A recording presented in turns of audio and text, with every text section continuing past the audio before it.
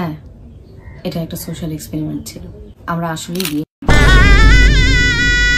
আমি এই জিনিসটাকে অনেক লম্বা টাইম পর্যন্ত টানতে পারতাম যে আমার ভিউজ আসছে, আমার টাকা অনেক বেশি আর্নিং হবে। সেই টাকার খিদেটা কিন্তু আমার ছিল না। সত্যি কথা বলছি, আমি কিচ্ছু জানি না কোথায় আছে না আছে। তোমরা এতবার করে তোমরা ইয়ে করছো না, ওকে নিয়ে আসো। আমার যারা আত্মীয় স্বজন আছে তাদেরকে বলতেছি এই ভিডিও থেকে দূরে থাকবেন। আচ্ছা, কারণ এটা রোস্ট ভিডিও। তো আমার ফ্যামিলি যারা আছেন কিংবা আমার আত্মীয় স্বজন তারা এই ভিডিও থেকে দূরে থাকবেন। ঠিক আছে, প্লাস আমার এই চ্যানেল থেকে দূরে থাকবেন। সমাজ গিয়া মতন হয়ে গেছে, কিছু খায় না দায় না, কিচ্ছু করে না, তাহলে কি করে বাঁচাবো? কি করে বাঁচাবো সেটা তো আমি বলবো না।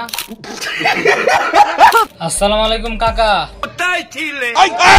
আমি এতদিন কইয়াছিলাম বলতাছি এত ঝগড়াঝাটি করবেন না আর চিল্লাচিল্লি করবেন না। তো এতদিন আমি বিভিন্ন কাজে ব্যস্ত ছিলাম, তাই আমি এই চ্যানেলে কন্টিনিউ করতে পারি নাই।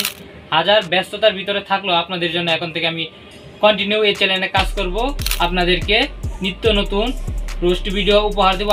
তো দেখতে অবশ্যই চোখ রাখবেন নাইম হাসান 0.0-তে।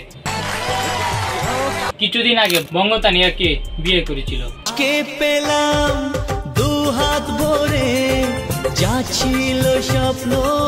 শুধু কি তারা বিয়ে করেছে, তারা আবার কিছুদিন সংসারও করেছে। বিশ্বাস কর্মী যান, যদি সংসার করতো তাও মানতাম, তারা তো সংসারের পাশাপাশি এটাও করছে।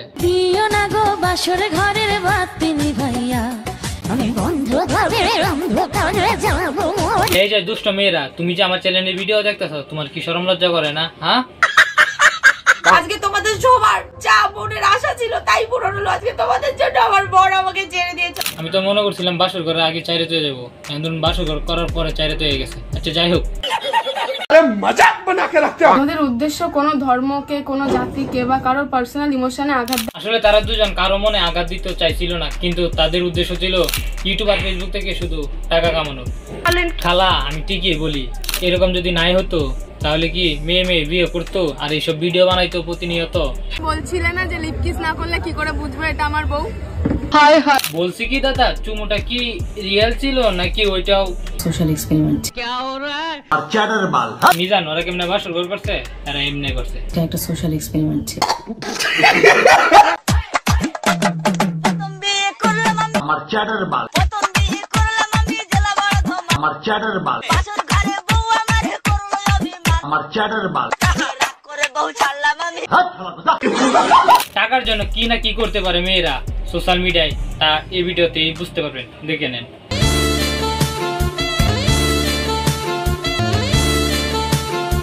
লজ্জা লাগা দরকার। আমার সাদা মনে কোনো খাদা নাই। আমার একটাই প্রশ্ন, তোমরা এতদিন কি করছিলে? এটা হ্যাঁ, এটা একটা সোশ্যাল এক্সপেরিমেন্ট ছিল।